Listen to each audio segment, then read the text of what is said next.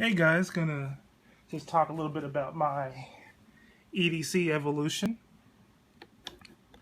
So, in trying to find the best EDC for me, I've gone through a few pistols, not too many, but let's start off at the beginning.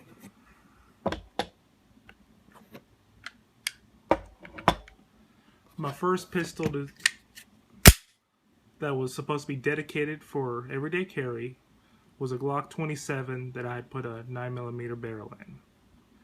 And this is the one where I polished the slide. It's a little dirty right now. Some people either love it or hate it. I put some night sights on it. And a Lone Wolf threaded barrel for my suppressors. And all the magazines, I put the Pierce grip extension. So this is what I was carrying. This is what I've carried the longest.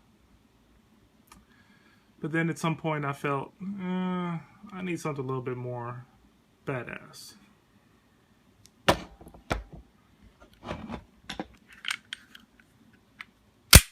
So I switched to the Glock 30.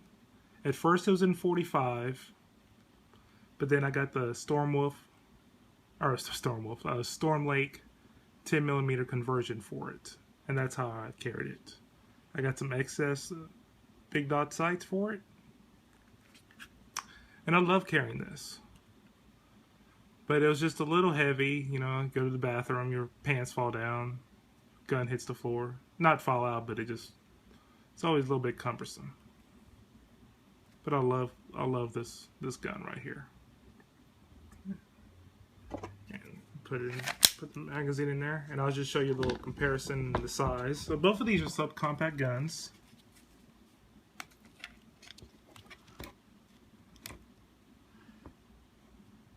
See how big they are. Like this would be a little bit better. The 27 on the bottom and the 30 on top. And the 27 has a bunch of dents in it because I just use the slide as a hammer. Because it's a Glock. It's a tool. So just a little bit thicker. It's quite a bit heavier. Then I got to the point where it's like, you know what? I need something smaller. The last couple months, I've been carrying around this. The Smith & Wesson Shield 9mm. Everything here is original. This is factory parts. This is the no thumb safety version. On both my Glocks, I installed the ghost triggers, the just extended latches, all the little doodads. As you can tell.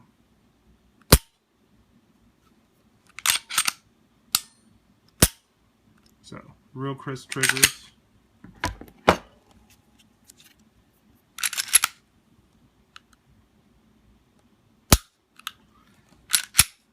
Definitely not a competitive trigger there, but it does the job. It shoots really well. Actually, I feel I'm a little bit more accurate with this than my Glocks, and it's great because it's what I carry. Comes with 2 magazines,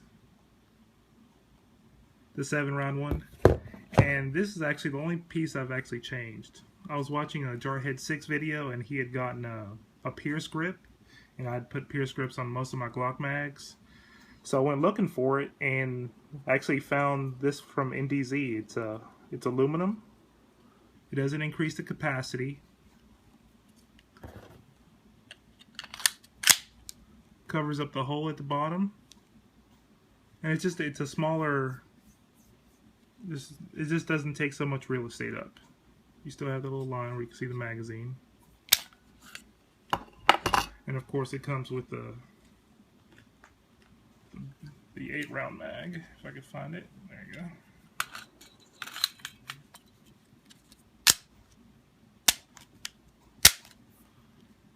And you've probably seen people complaining about that little piece moving. Yeah. I just leave this one loaded in my car.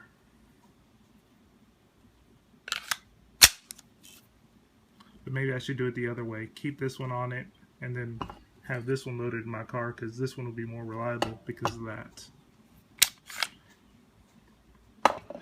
Really like it.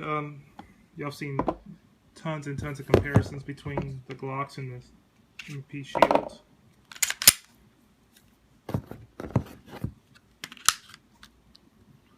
The Glock 27 and the MEP shield. Sorry about the glare, guys, but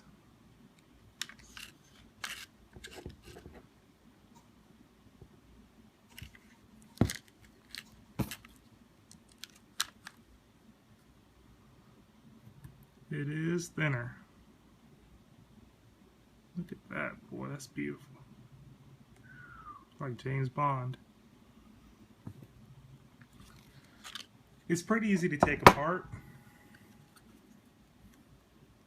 Just push that down. Pull it back till it locks right here. And you can either pull the trigger, or inside there's a little yellow, like little lever in there, but I don't care about that. Just pull it. Comes right out. Pretty much like the same as the Glock. Put it back on, you just slide it on just as you would normally. Lock it back. Flip up. You're done.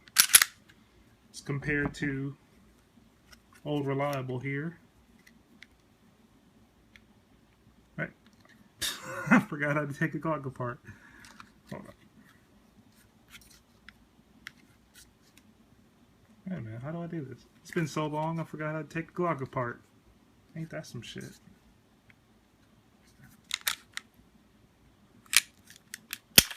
That's embarrassing.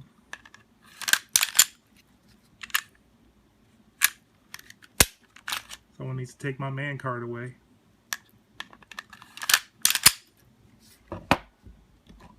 And there's no difference on this one here. You notice I don't clean my Glocks very often.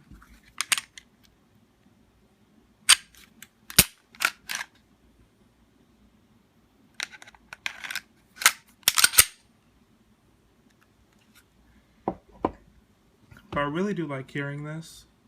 It's very comfortable, even when I wear tight clothing. I just wish they had a threaded barrel for it, obviously. Now, sometimes I carry it in this little holster here. Makes this DeSantis holster. Fits nice and nice right there. Easy to pull out.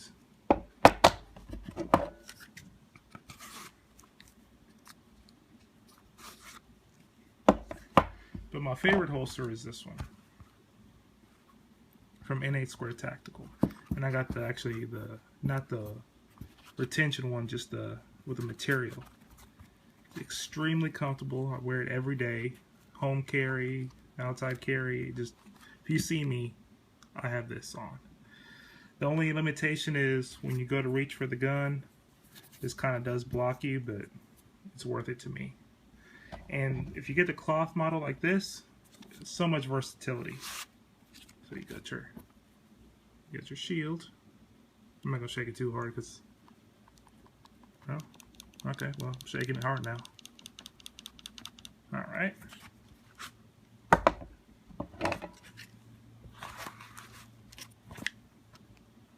Glock 27.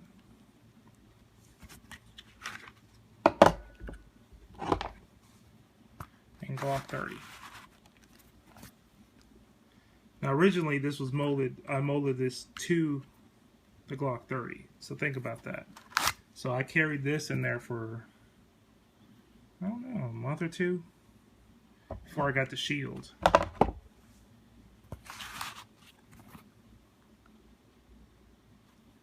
So that's an awesome holster made in the USA.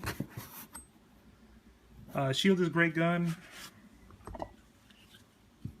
Only problem I had with it was some brass tilt ammo, and I had problems with that in the Glock as well. The serrations and the lines in here actually like take material off your thumb. So if you look deep in there, look at that. That's me. That's me right there. You go CSI on that. So if you're a criminal, don't get a Smith & Wesson Shield or any M&P, because your DNA is going to be all over it. But it's a great gun. I'm glad I got it. It was between this and the Glock 42, and I think I made a good decision. And that's just the evolution of my EDC, guys. Thanks for watching.